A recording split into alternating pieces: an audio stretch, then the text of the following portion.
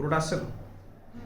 সামনের 1 তারিখ থেকে এপ্রিল মাসের ক্লাস 8-এর আর বিভিন্ন যা ক্লাস আছে তাদের পরীক্ষা শুরু হচ্ছে। তা বর্তমানে আমার এখানে যে 8-এর যে ব্যাচটা আছে তাদের মধ্যে আজকে 4 জন এসছে, একজন মিসিং আছে, তো আর 2 জন আসেনি, 3 জন মিসিং আছে। তো ওদের কিছু অধ্যায় 8 আর 1 নম্বর অধ্যায় থেকে কিছু প্রশ্ন জিজ্ঞেস করা হচ্ছে। 3 মিনিটের মধ্যে সব প্রশ্ন জিজ্ঞেস করা সম্ভব না, তো করছি, যতটা ওরা পারবে বলবে।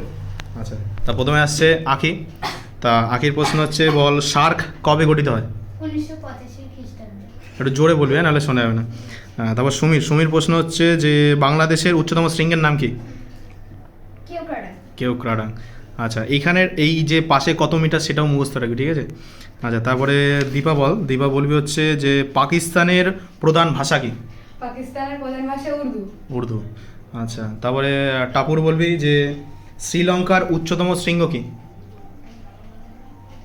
শ্রীলঙ্কার উচ্চতম, হ্যাঁ, তিরিচিমির পাকিস্তানের, শ্রীলঙ্কার হচ্ছে তোর পেট্রো তালাগালা, ঠিক আছে?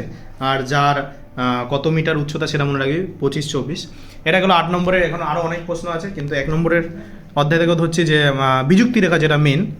তুই আঁকি বল যে শিয়াল আর সীমার মাঝে কোন বিযুক্তি রেখা আছে? কনরাড। ভূত্বক আর গুরুমণ্ডলের মাঝে? মহরবিষি। আর ক্রোফেসিমা নিফেসিমা? রেপিত্তি। অন্তঃকেন্দ্রমণ্ডল, এই গুরুমণ্ডল আর অন্তঃকেন্দ্রমণ্ডল? গুটেনবার্গ। আর হচ্ছে অন্তঃকেন্দ্রমণ্ডল আর বহিঃকেন্দ্রমণ্ডলের মধ্যে কোনটা? লেওম্যান বিযুক্তি রেখা। ভূত্বকের দ্বিতীয় উপাদান কি? সিলিকন।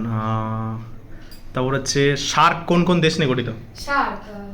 ভারত, বাংলাদেশ, নেপাল, ভুটান, পাকিস্তান, আফগানিস্তান, মালদ্বীপ, শ্রীলঙ্কা। আচ্ছা, এই সার্কের মধ্যে কোন দুটো দেশের নাম নেই? হ্যাঁ, আর মায়ানমার আর চীন। তো এখানে মায়ানমার আর চীনের নাম দুটো নেই। আর যাদের যাদের সার্কের এই 8টা দেশ মুখস্থ রাখানোর সমস্যা হচ্ছে, তারা তোমরা মনে রাখতে পারো যে নিপা MBBS, N ফর হচ্ছে নিপা NIMA, NIPA, তাহলে N for Nepal, I for India, P for Pakistan, A for Afghanistan, MBBS, তাহলে M দিয়ে হচ্ছে মায়ানমার, ঠিক আছে? এটা হবে না। M দিয়ে হবে হচ্ছে মালদ্বীপ, মায়ানমার হবে না। আর B দিয়ে ভুটান, B দিয়ে বাংলাদেশ, আর S দিয়ে হচ্ছে শ্রীলঙ্কা। এটুকুনি মনে রাখবে।